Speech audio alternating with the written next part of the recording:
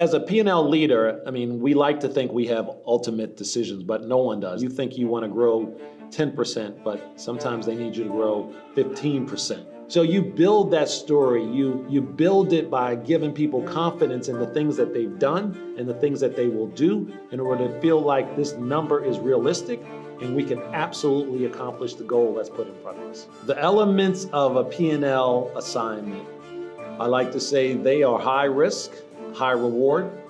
You have an opportunity in terms of a P&L assignment to have a real big impact on people's lives. Your words matter. People are paying attention to what you say.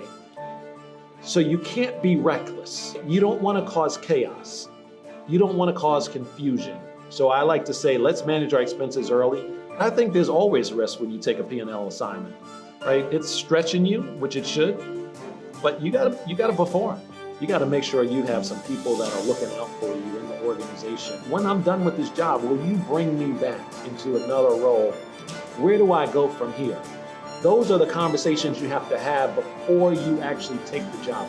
Without you speaking it, it won't happen.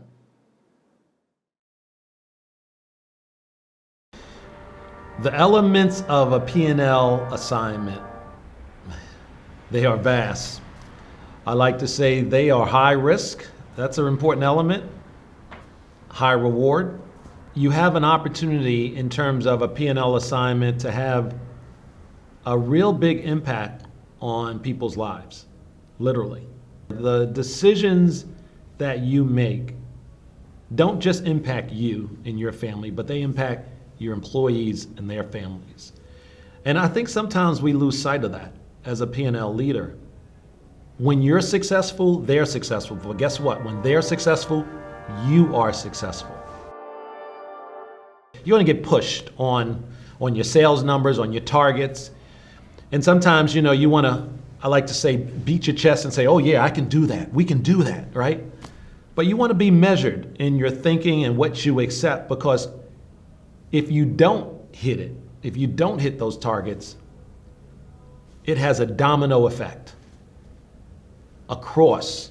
So for example, most organizations at the end of the year, people get their evaluations and then they get their bonus, right? And what we call a bonus factor. You've hit 100% of your goal, your bonus is going to be 100%. You hit 105% of your goal, your bonus is going to be 110%. Whatever it is, whatever that equation is. But where it starts to have an impact is when you don't hit your goal, and not only is your bonus dropping, but the bonus for your organization, because generally it's your organization's goal that's built off of that foundation. So if you don't hit your targets, you fail as a P&L leader, your entire organization fails. And so your product manager or your financial analyst on your organization that's counting on that 20% bonus or 30% bonus, all of a sudden they're getting 0 or 5%. That's on you. Those are elements that we don't think about a lot, right? You really do have an impact on people, and the decisions that you make have an impact on the business, but quite a bit on the employees. And it's a critical piece for you to keep in mind as you take on this real critical responsibility. One of the hardest things to add to your income statement are people. And everybody hears the word FTEs. And because I like to say, it's the gift that keeps giving, right? Like if I decide to do a new marketing campaign, I can just cut it off. If it's not working, I just cut it off, right? Like pull the plug. There's no real impact. But if I hire 10 people, I got 10 people. I got 10 people this year, I got 10 people next year, I got 10 people the year after, right? And you don't want to cut it. So you don't take those adding people, you don't take it lightly. Though adding FTEs, full-time equivalents, is those FTEs, it's a really important decision because again, it's almost one of those fixed costs that you can't just sort of cut at the drop of a dime like you can some of your other expenses. It's critical in order to be successful. It's really important that you start to think a little bit different. And to me, what that actually means is you start thinking bigger. I'm thinking about the corporation. I'm thinking about the organization as a whole, right? I'm not just thinking about my business in this silo. I'm thinking about my business as a part of the larger organization and what it means. The decisions that you make have an impact on people, literally. People that are in your organization and people that are outside of your organization. It's a shift. Sometimes it's a subtle shift when you're thinking about things that way. And you have to, I always love to say to people, be authentic, be real. And as an executive, you want to be authentic and real, but you also want to be careful. Your words matter. People are paying attention to what you say. So you can't be reckless.